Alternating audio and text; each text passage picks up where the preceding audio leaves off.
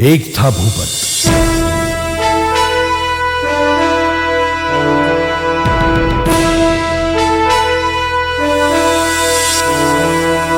अखंड हिंदुस्तान के काठियावाड़ प्रांत के वाघड़िया स्टेट के गांव बारवाला बावीसी में 31 जनवरी 1922 को एक राजपूत परिवार में भूपत सिंह का जन्म हुआ।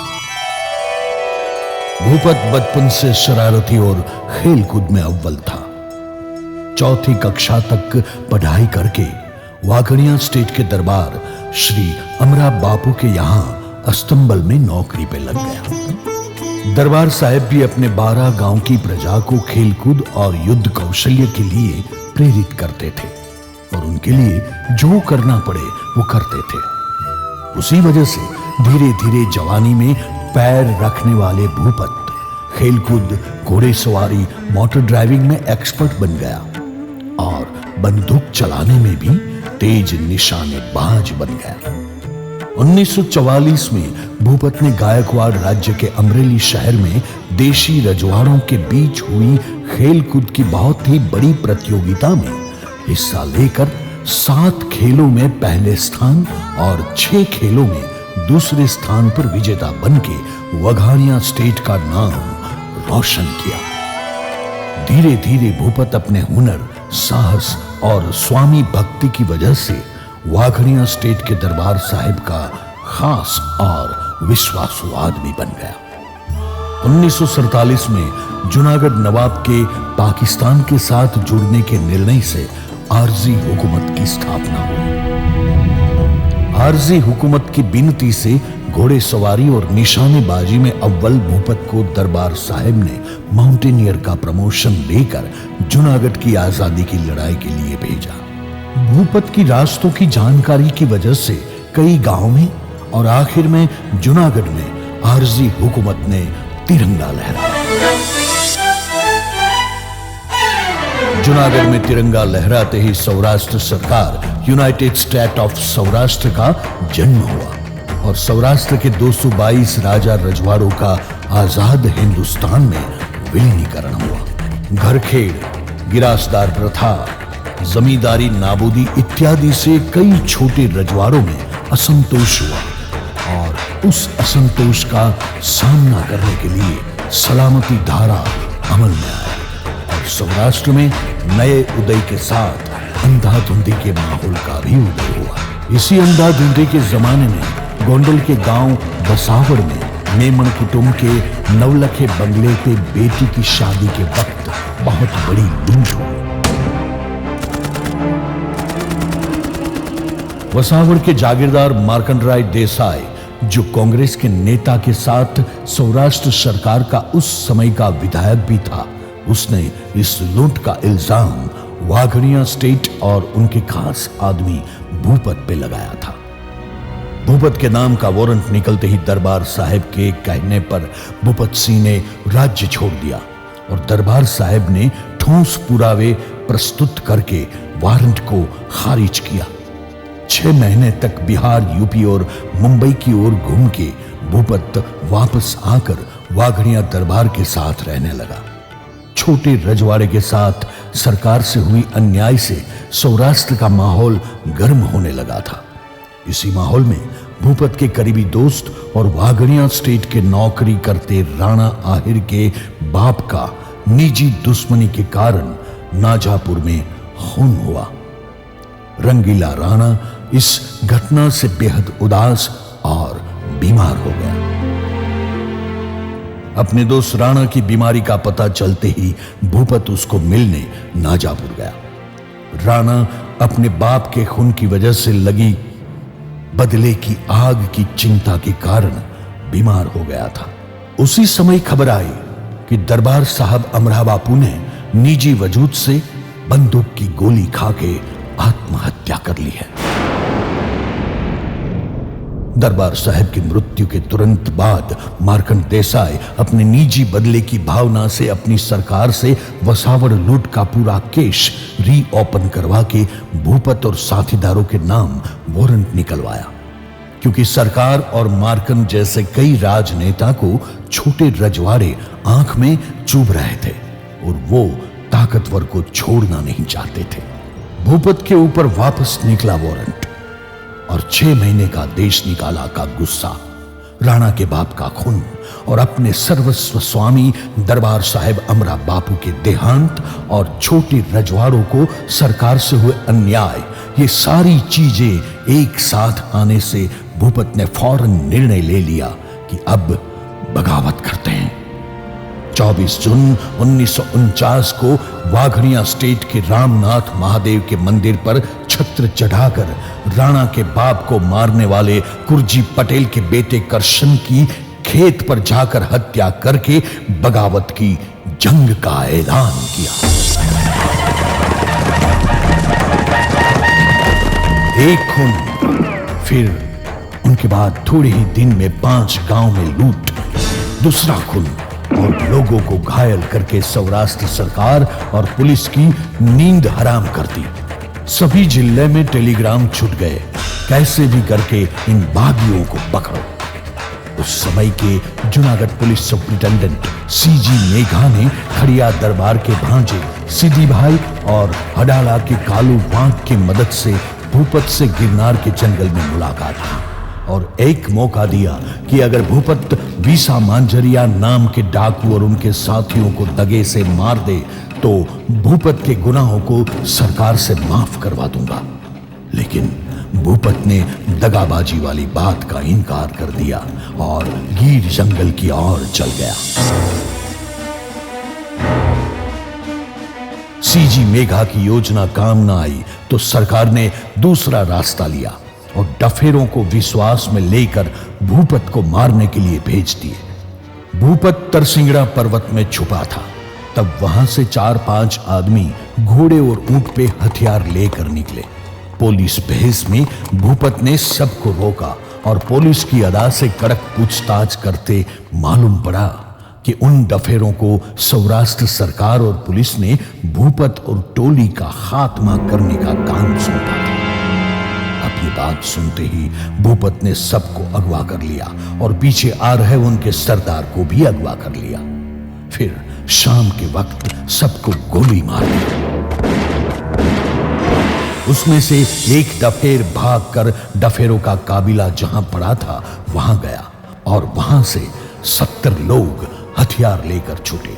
लेकिन भूपत की टोली के अंधाधुंध फायरिंग के आगे सब तहस नहस हो गए और भूपत अपने साथियों के साथ 8 खून करके सारे हथियार और घोड़े लेकर वहां से निकल गया। सरकार के बातमीदार डफेरों के खून और लूट से भूपत का नाम पूरे सौराष्ट्र में गूंजने लगा। गृह प्रधान से लेकर उच्च पुलिस अफसरों की नींद हराम हो गई। अब भूपत ने सावधानी के लिए अपना भेष बदल के सिर्फ राणा के साथ थोड़े दिन दानीधार आश्रम में रुकने का फैसला किया।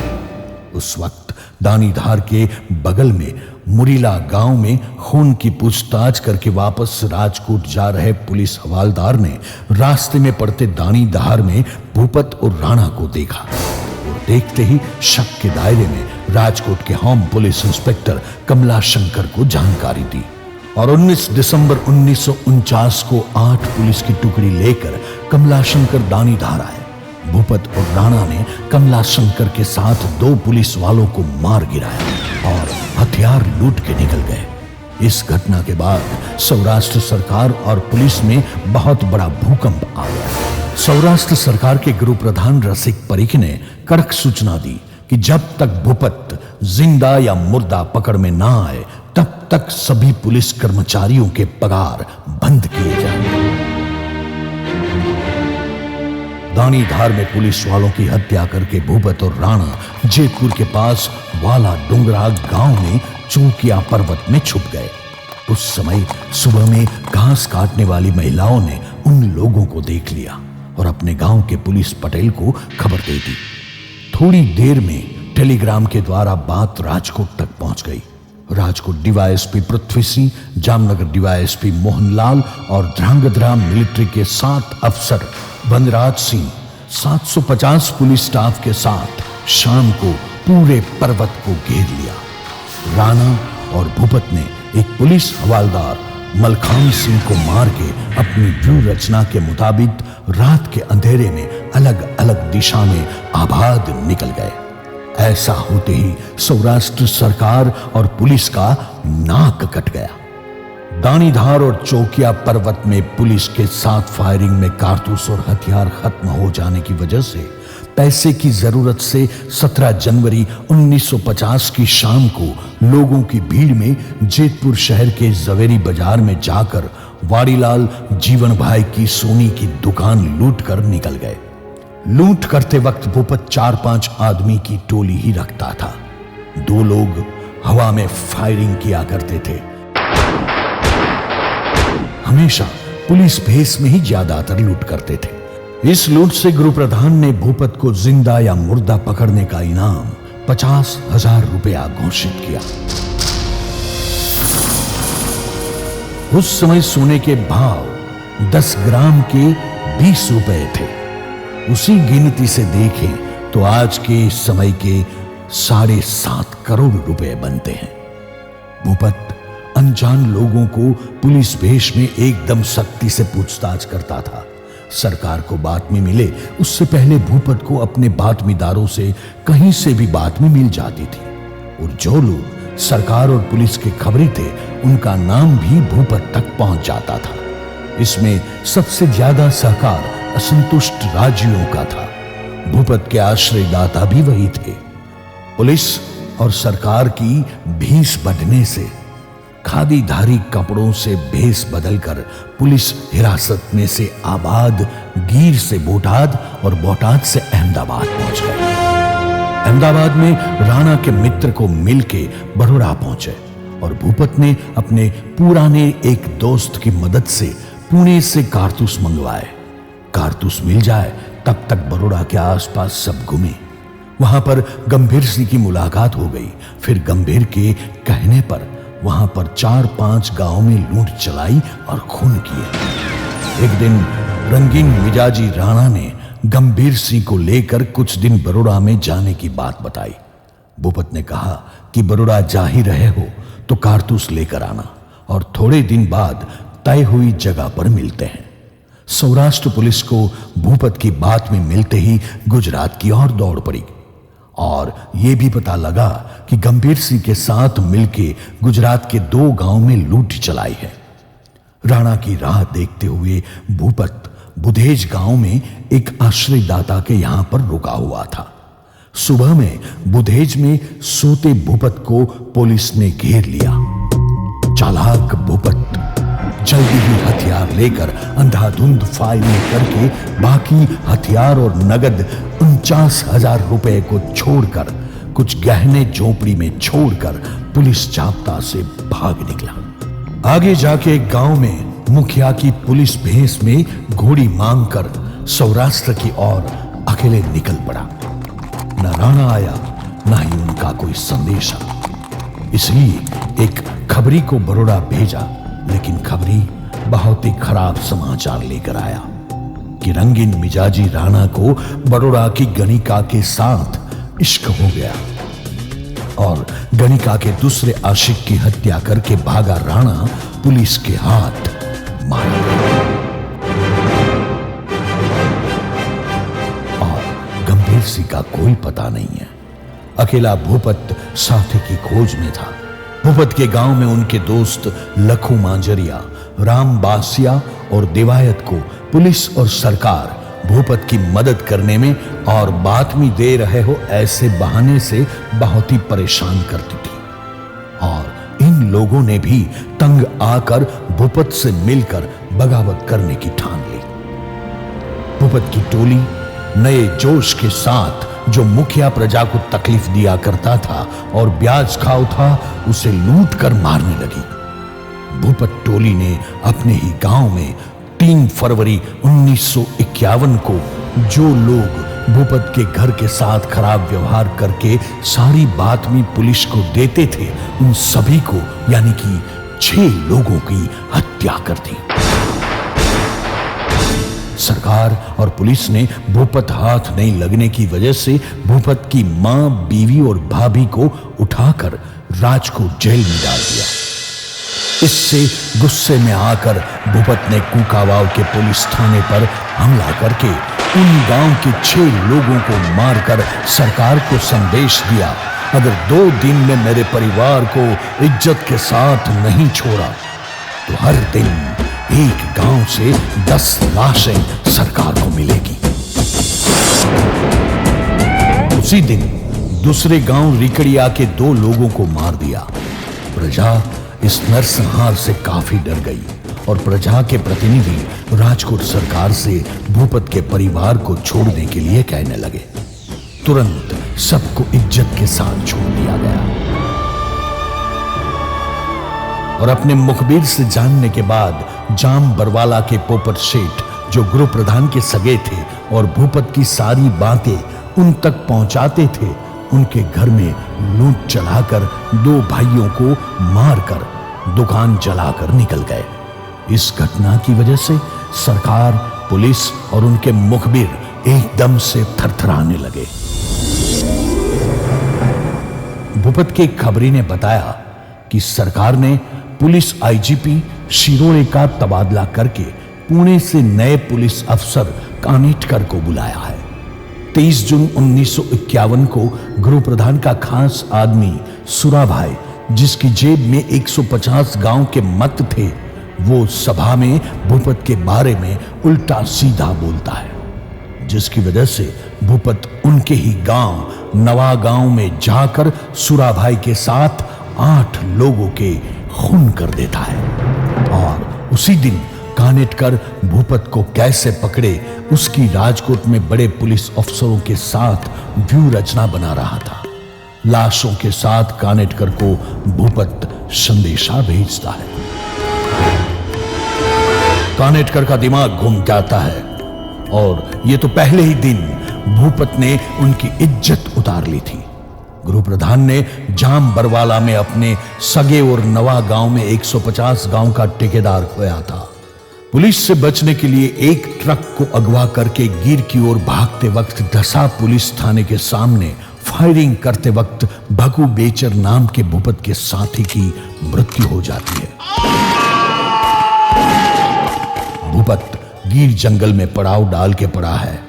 ऐसे समाचार मिलते ही पुलिस ने गिर में धावा बोल दिया। उसी रोज एक पुलिस टुकड़ी पर भी फायरिंग किया। कानेटकर ने भूपत को मदद करने वाले 48 गांवों और सभी लोगों की सूची बनाकर सब जगह एक ही दिन और एक ही समय काबिल अफसरों के साथ छापा मारने की योजना बनाई। छापा मारने से पहले यह बात भूपत तक पहुंच गई और सब जगह छापा मारने से कानेटकर के हाथ बेइज्जती लगी और भूपत ने सूची से बाहर जो गांव था वो लूटा और सरकार और पुलिस को खून के आंसू रुलाया। कानेटकर ने मुंबई सरकार से मदद में पुलिस पार्टी मांगी और वहां से 1500 चुनिंदे पुलिस की फौज सौराष्ट्र में आई। दोनों सरकार की 3000 पुलिस फोर्स अब मुख्य मार्ग, मुख्य पर्वत, गांव, शहर में पहरा भरने लगी। शूट एट साइट का ऑर्डर मिल गया था। भूपत ने भी नई व्यू रचना बनाई। टोली को 2 हिस्से में बांटकर 2 जगह से लूटना शुरू किया। बिलखा गांव को लूटकर भूपत ने सरकार और पुलिस की इज्जत के चिथड़े उड़ा दिए। ढेबर भाई ने भूपत को फंसाने के लिए ग्राम्य सेवा दल की स्थापना की, लेकिन भूपत कभी भी निर्दोष को परेशान नहीं करता था। छोटे आदमी से लेकर बड़े आदमी तक जो भूपत के बारे में कोई भी जासूसी प्रकार की हरकत करता तो भूपत उसे जान से मार देता था। ऐसे ही सेवा दल में लोग अपने बारे में सोचे समझे बिना सरकार की बातों में आकर भूपत के खिलाफ उल्टा सीधा बोलते थे। गोमटा गांव में सेवा दल के उद्घाटन में आने वाले ढेबर भाई को तोहफा देने के लिए भूपत ने लीलाखा गांव में चाचा भतीजा को कुछ भी समझे बिना भूपत के बारे में उल्टा सीधा बकते थे उसको मार डाला और लाशों के साथ संदेशा भेज दिया कि तुम्हारे भाड़े के टट्टू सेवा दल वाले मेरा कुछ नहीं बिगाड़ सकते। 1952 में कांग्रेस के सौराष्ट्र सरकार में 5 साल खत्म हुए। वापस विधानसभा चुनाव आ गया। आने वाले 5 साल में वापस सौराष्ट्र सरकार में राज करने के लिए ढेबर भाई और दूसरे राजनेताओं ने अपनी कमर कस ली थी। रसिक परीख ने भूपत के डर से चुनाव में हिस्सा नहीं लिया। भूपत ने सौराष्ट्र से कांग्रेस को साफ करने के लिए अपनी जंग का ऐलान किया। जो भी गांव में कांग्रेसी कार्यकर सभा का आयोजन करते थे, उस गांव में जाकर उस प्रखर कार्यकर को गोली से उड़ा देते थे, जिससे कांग्रेस सरकार में डर बैठ गया था। भूपत बेकाबू बनकर कांग्रेस का विरोध करने लगा। लोगों और समाचार पत्रों में भूपत की बातें होने लगी। कांग्रेस के कार्यकर खुलेआम कांग्रेस का नाम लेने से डरने लगे। वड़ा प्रधान जवाहरलाल नेहरू को सौराष्ट्र से टेलीग्राम छूटने लगे। कांग्रेस ने वापस सत्ता पर आने के लिए पूरी ताकत से जोर लगाया। ढेबर भाई और दूसरे कांग्रेसी राजनेताओं ने अपनी सत्ता के दम पर विरोध पक्ष के कार्यकर और भूपत के ठेकेदारों को जेल में डालने लगे। जवाहरलाल चुनाव प्रचार के लिए सौराष्ट्र आए और यहां पर भूपत का डर और खराब माहौल देखकर पंजाब के नामी पुलिस ऑफिसर अश्विनी कुमार को सौराष्ट्र में बुलाया। अंधाधुंध माहौल में ढेबर भाई ने विधानसभा के चुनाव के सिर्फ 4 दिन पहले 21 जनवरी 1952 को खारचिया गांव में सभा आयोजित करने का निर्णय लिया, लेकिन मुखबिर से भूपत के हमले करने की पैरवी की बात सुनते ही सभा संबोधित करने दूसरे आगेवान को भेज दिया। भूपत ने शाम के वक्त सभा पर हमला करके 10 लोगों को मार गिराया और 15 लोगों को घायल किया। इस घटना से समग्र सौराष्ट्र ही नहीं बल्कि पूरा हिंदुस्तान कांप उठा।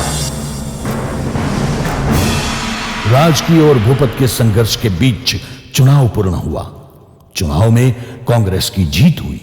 भूपत से बदला लेने के लिए सरकार ने भूपत को साथ देने के आरोप में कई निर्दोष लोगों की धरपकड़ शुरू की। एक प्रकार से सरकार ने निर्दोष लोगों के ऊपर जुल्म करना शुरू किया, जिसकी वजह से भूपत ने सौराष्ट्र छोड़ने की जासा चिट्ठी सरकार को भेज दी। पुलिस अफसर अश्विनी कुमार और सरकार को भूपत ऐसे चला जाए वो बिल्कुल मंजूर नहीं था। इसलिए कच्छ की ओर जाते हुए भूपत को रोकने के लिए बहुत कोशिश की, लेकिन भूपत खानपर गांव को लूटकर कच्छ की ओर चला गया। दूसरी टोली में देवायत और राम भाई भावनगर की ओर थे। राम भाई ने अपनी बीमारी, देवायत पर आफत ना बनने और जिंदा पुलिस के हाथ ना लगे, उसी वजह से बंदूक की गोली खाकर आत्महत्या कर ली। भूपत टोली का एक नियम था कि पुलिस के हाथ लगने से मौत बेहतर है, क्योंकि पुलिस सारी बातें उगलवाकर जिन्होंने मदद की है उनको परेशान करेगी। फिर देवायत ने निर्मल कुमार के साथ मिलकर राजकोट के रीब गांव में डाका डाला और निर्मल कुमार ने साक्षी बनकर 9 फरवरी 1952 को देवायत का पुलिस एनकाउंटर करवाया। भूपत अपने साथीदारों के साथ पाकिस्तान जाने की तैयारी कर रहा था। तभी बचूभा नाम के डरपोक साथी ने पाकिस्तान जाने से मना किया और वापस सौराष्ट्र आया और पुलिस ने पकड़ लिया और सारी बातें उगलवा ली और फांसी दे दी। लेकिन बचूभा के बयान से कई आश्रयदाता को सरकार के बदले का भोग बनना पड़ा, जिसका भूपत को पहले से डर था। वो कई बार बोल चुका था कि बचूभा सही साथी नहीं है, लेकिन दूसरे साथियों की वजह से बच गया था। भूपत, लखू मांजरिया और कालू वांक तीनों, एक और साथी उका कोली जो कच्छ का था और पाकिस्तान का रास्ता अच्छी तरह से जानता था, उनको लेकर देशल पर गांव में लूट करके थोड़े नगद रुपए, गहने और ऊंट घोड़े लेकर पाकिस्तान निकल गए। थोड़े ही दिन में पाकिस्तान में बिना परमिशन घुसने की वजह से भूपत को 1 साल और लखू, कालू और उका को 6 महीने की जेल हुई। जेल से छूटने के बाद लखू और उका हिंदुस्तान की ओर आते वक्त डफेर के साथ हुई लड़ाई में मारे गए। कालू वांक ने जेल में भूपत के बारे में पुस्तक लिखा और पब्लिश करवाया, लेकिन जब नेहरू और पाकिस्तान सरकार ने भूपत और साथीदार को सौराष्ट्र सरकार को सौंपने का समझौता कालू वांक के सामने आया, तब कालू ने अफीण के ऊपर तेल पीकर आत्महत्या कर ली। भूपत ने 11 मार्च 1953 में पाकिस्तान के सिंध में सखर जेल से छूटकर कुछ महीनों बाद काठियावाड़ के धोराजी शहर के मेमन की लड़की अमीना से शादी करके मुसलमान बन के हमेशा के लिए पाकिस्तानी बन गया। 28 सितंबर 1996 में पाकिस्तान के कराची में भूपत की कुदरती